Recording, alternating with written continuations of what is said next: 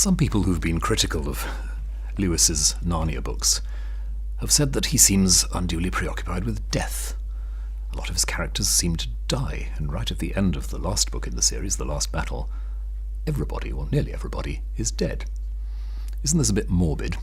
Especially with children's books, isn't this asking children to take on board a lot of experiences and fears and anxieties that they're not really ready for?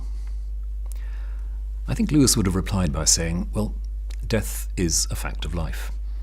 There's no denying it. We come to the end of things. We come to the end of our own experiences, our own resources, sometimes our own hopes, and we, all of us, come to the end of our own lives. And at the very centre of the Christian faith is the story of a death, a brutal, unjust, horrific judicial murder. Somehow this tells us that faith is useless unless it can look these facts in the face. And again, that's what Lewis is trying to make us do. Not morbidly, but realistically. So in the very first book to be published of the Narnia sequence, The Lion, the Witch and the Wardrobe, we have to go through the really quite difficult, quite painful account of how Aslan, the great lion, is captured and killed unjustly and brutally. And then we have to accustom ourselves to the great surprise and shock of the resurrection. The death is real, and the pain is real, and it's not the end. And I think that's very important about Christian faith. Easter doesn't say to us, oh, all the suffering and all the pain is unimportant or unreal, it never really happened, it doesn't really matter. On the contrary, it says this is about as serious, as painful as it can get.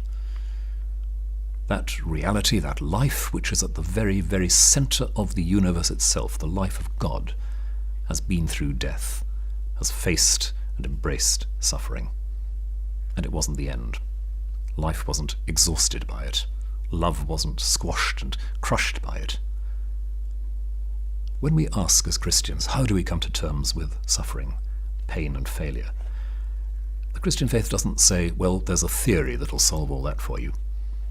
It says there's a future, not a future in which it'll all be clear, but a future where God will still be God, a future where you'll find yourself loved, and that really is all that matters. So the story of the cross and the resurrection isn't a story about how things turned out happily after all, in spite of looking rather unpromising on Good Friday.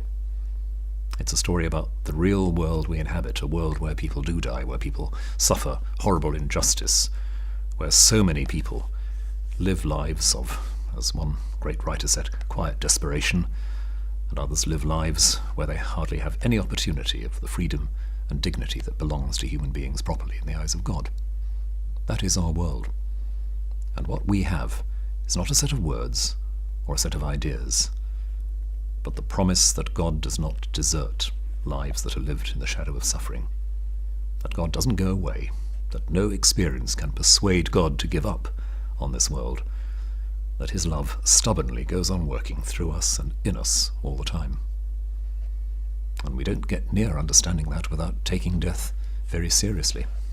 And at the same time, as Lewis suggests in his books, taking death seriously doesn't mean being morbid. Towards the end of one of the Narnia books, The Silver Chair, there's a conversation between Aslan the lion, Eustace, the boy from our world, and Caspian, the prince of Narnia. Caspian is restored to life and to youth by blood that is shed from Aslan's paw, as Eustace, at Aslan's command, drives a thorn into it. Eustace can't quite believe this. But, said Eustace, looking at Aslan, hasn't he died? Yes, said the lion, in a very quiet voice, almost, Jill thought, as if he were laughing. He has died. Most people have, you know. Even I have. We're reminded there that the life of God is not a life that's alien to that suffering, that danger, that threat and risk that goes with death. God has faced it. God has taken it on. And there is still a future in his love, which never changes and never goes away.